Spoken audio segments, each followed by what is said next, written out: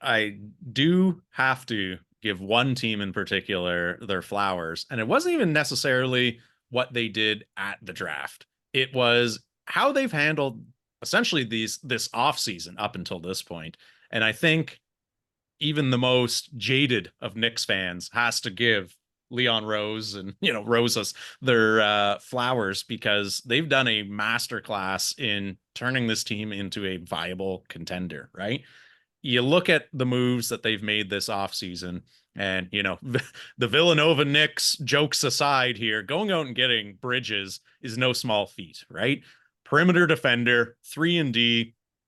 I think he is going to thrive in the role that he will play in that Knicks system, as opposed to kind of being relied on to be a ball driving, play generating the guy in Brooklyn, right? He is best as kind of that secondary scorer, right? So when you've got Jalen Brunson out there being the guy who is relied on night in, night out, and Bridges can just go out there and play that complementary role, I think you're going to see kind of that superstardom that made him such an appealing asset prior to him arriving in Brooklyn. So him coming in over Bogdanovich is a massive upgrade, right? So there's one item off their list. Built-in chemistry already with his three former teammates with the Wildcats. But then they go out and sign OG Anunoby to the 5-year, $212.5 million contract. And hey, it's not my money that they're spending, so they can sign him to whatever the heck they want.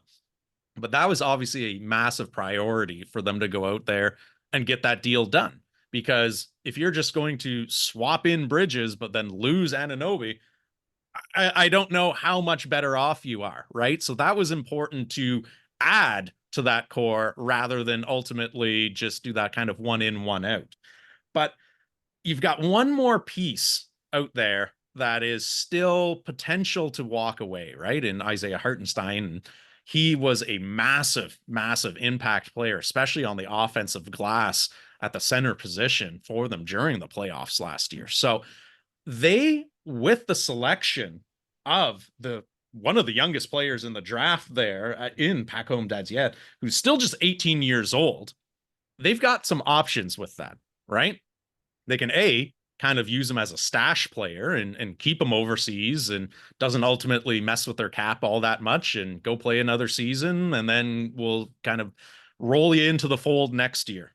Or if they're able or convinced that he's ready to make an impact immediately in the NBA and we want him, if they can get Hartenstein somewhere in that $16 million range and they're comfortable being a second apron team, they can just barely make all the money work so that they're fitting in there with all the new CBA and luxury tax and the kind of competitive balance penalties and all of that get rolled out. They can get them somewhere in that $16 million range. They can make it all work. So then if that's the case, you've got your first rounder that you just added Bridges, you brought back Anunoby, you're rolling back Hartenstein. Like, this is now a Knicks team who is built to make some noise in the postseason, and New York fans can get really, really excited about.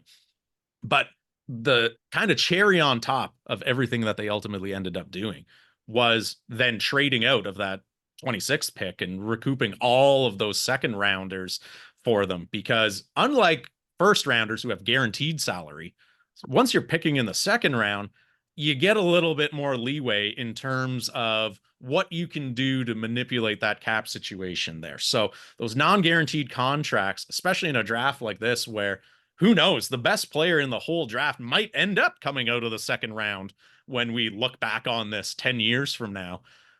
It ultimately opens so many doors for them to still get creative, not lose any core pieces, and add to a really, really strong roster that really only came apart because of injuries down the stretch. Yeah, it's very rare over the past decade or so that we could say that the Knicks front office seems to be putting their ducks in a row and doing things the right way. But it really seems like they have a good structure there.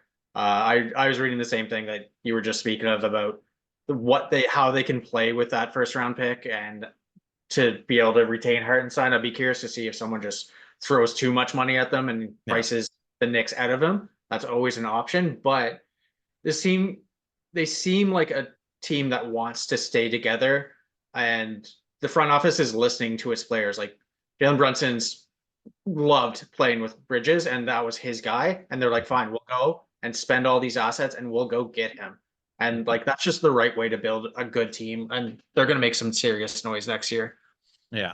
And it's also a smart reactionary move too to some of the Paul George developments as well, right? When it was looking like, oh, okay, he's gonna be the most sought after free agent, he's opting out, and maybe he ends up going to Madison Square Garden. Well, now it kind of seems like he might be staying out on the West Coast, ultimately still to be seen, but that's why you go out there and you make that Bridges deal, right? Even though it ended up costing you multiple first rounders and all of that, but you're not going to find an impact player on the free agent market this off season. And you've got a very small window here where all of your players or key pieces are kind of in their primes. Like, this is the year to really push your chips into the middle. Like, the Knicks had been hoarding their picks and really protecting them for a long time, even in the RJ Barrett, OG Anunoby trade initially. Like, there were a lot of people who kind of thought like, wow, the Knicks did well to hold firm and not give up a ton of draft capital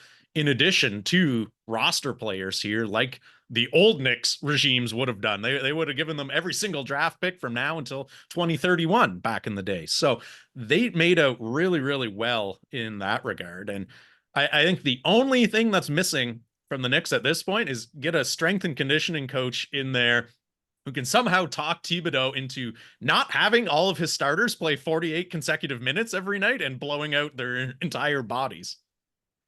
Yeah, that's going to be a hard sell on Thibodeau. I don't think he's ever going to change that.